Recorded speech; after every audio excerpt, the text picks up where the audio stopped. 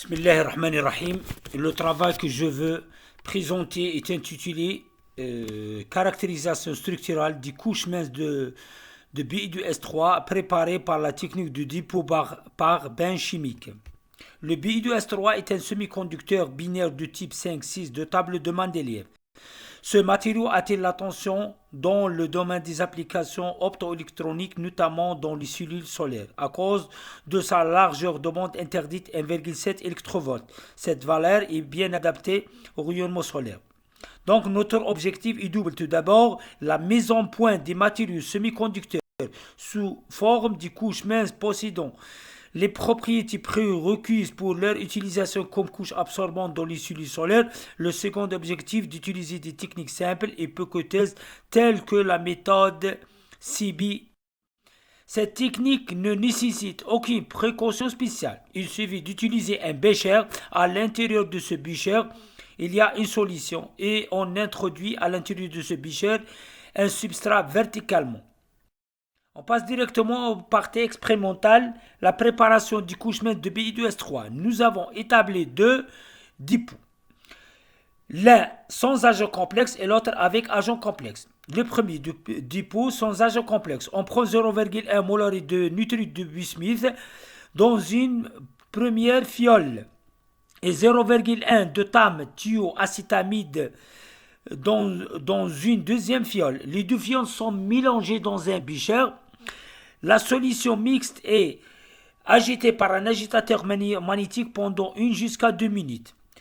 Et on introduit à l'intérieur de ce bécher un substrat de verre verticalement. On le récupère après 6 heures. Les couches de BI2S3 obtenues sont rincées par l'eau déionisée et séchées avec l'air. Le deuxième dépôt, avec agent complexe. La procédure est la même que la précédente, sauf en ajoutant un agent complexe 0,1 molar de NaODTA et les couches obtenues récupérées après la caractérisation de BI2S3. Nous avons fait une caractérisation structurale par un diffractomètre par rayon X. Les spectres de diffraction par rayon X prouvent que nos couches cristallisent dans la structure orthorhombique. Voilà la relation. HKL, D, ABC représentent respectivement les indices de Miller, la distance interréticulaire et les paramètres de... Vous voyez ici les spectres de diffraction par rayon X. Pour les échantillons du couche BI2S3 sans agent complexe et avec agent complexe. Voilà les différentes pics. Presque les mêmes pics apparaissent. Sauf que les pics sans agent complexe plus intenses que celles avec agent complexe. Voilà le pic le plus intense 1,3,0 à la position angulaire 25 degrés. Et même pic 1,3,0, même position, mais l'intensité est moins intense que la première. Ce qui prouve qu'il y a une diminution de la taille moyenne des...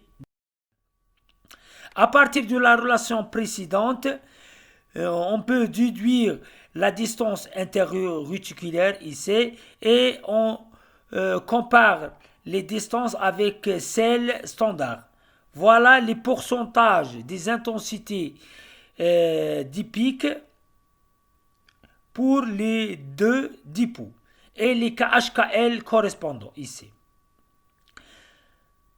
Et on peut, la taille moyenne des grains est déduite à partir de la relation de Scherrer, à partir du pic le plus intense, 1,3,0.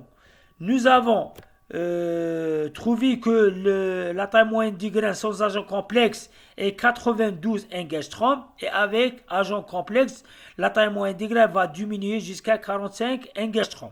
Et le degré d'orientation HH0, 51%, donc l'orientation préférentielle est horizontale avec le plan du substrat. Même chose pour le dépôt avec agent complexe, même orientation, horizontale. et les paramètres de maille obtenus est A égale 11,15, B égale 1,25 angstrom, C 3,85. Ces résultats sont bon accord avec les travaux antérieurs. Comme conclusion, nous avons pu de préparer les couches minces de B et de S3 sans et avec agents complexes. Comme perspective, nous perspectivons les points suivants.